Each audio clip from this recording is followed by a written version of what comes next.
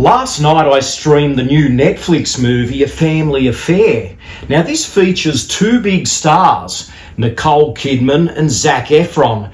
A young actress called Joey King is also in it as well. And it's billed as a romantic comedy, but it's really more of a romantic drama. Well, for me anyway, because I didn't find it funny. And I didn't find it that romantic. So I think you know where this is headed.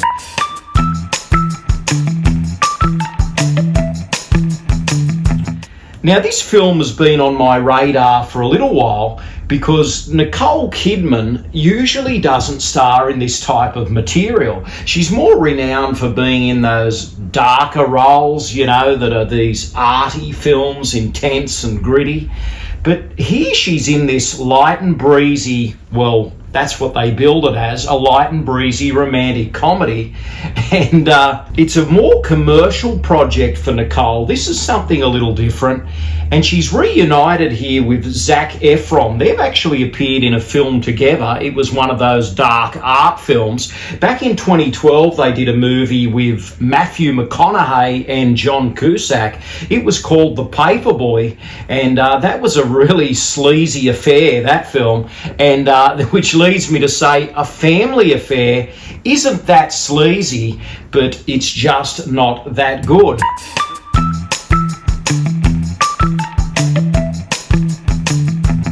So the premise of this film is that Zac Efron is a big movie star and he has this personal assistant played by Joey King.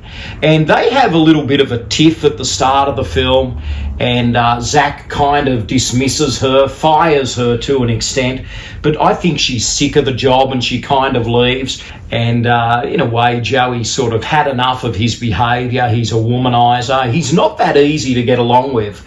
And the two of them just kind of call it a day. But Zac is rather regretful of the incident. So Zac goes out to Joey's house to kind of reconcile and put things behind them. And it turns out that Joey's not home, but her mother is. And here we go. Zac walks into the house and discovers Nicole Kidman. So Nicole Kidman kind of realises, wow, this is the guy that my daughter works for.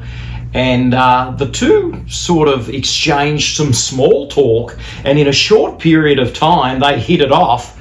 Before we know it, they're kind of in bed together, and while they're caught up in a passionate embrace, if you will, Joey King walks in on her mum and her boss. So, guys, we get this slapstick moment where Joey is shocked at what she's seen and she kind of knocks herself out, and that's kind of funny, but that really is as funny as this film gets. And we've made it now to about, 35, 40 minutes into the film. All three characters are established, and the film has another hour and 10 minutes to go. And you kind of think to yourself, where is this headed? What's going to happen after this? Are we going to get some more laughs, some pratfalls? Are we going to get a little bit more romance between Zac and Nicole? But really, this film doesn't go anywhere special. It's very perfunctory, and it just kind of coasts along on the star power of Zac and Nicole, and the subject matter is kind of half-baked and derivative.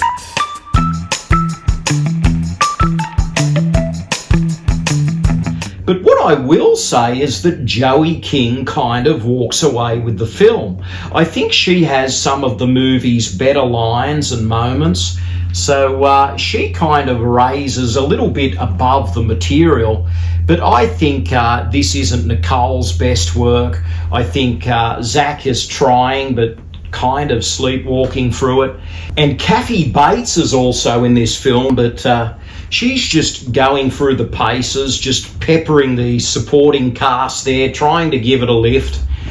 But this film doesn't add up to much. And as I said, it's not that funny and it's not that romantic. And for the most part, you don't really get that Hollywood glamour that Nicole Kidman once had. And there's really only one or two scenes where you get that glimmer of Nicole from the past, where she does have that glamorous touch, her hair's out. I think one of the better moments is when she goes to dinner with Zac Efron. She's kind of looking more like the Nicole you remember. In the end, this film was kind of a bit cruisy, a bit boring, and the stars seem to me like they're on autopilot. And I wanted a bit more, got a bit less, and it was a rather forgettable film.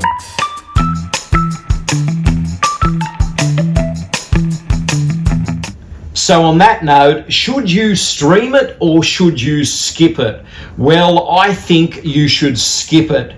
A Family Affair is not much of an affair, really. It's rather forgettable. And I think in 2024, movies like this are kind of popping up on streaming services all the time. This one does have the star power, but it doesn't have the script to back it up. So maybe Zac Efron, if he did the film with a different actress, there may have been more fireworks, or maybe the reverse. Maybe Nicole Kidman could have played it with an unknown actor and that may have worked better. But for some reason, even though I think these two have that familiarity and that trust and a good working relationship, the sparks just aren't there on the screen. And I think that's really what is lacking from this film, is that little extra bit of spark and chemistry. They're more like friends than lovers, and that's a problem. But there is a shining moment in the final couple of scenes. There's a little twinkle in the eye there between Nicole and Zac when they reunite at the end.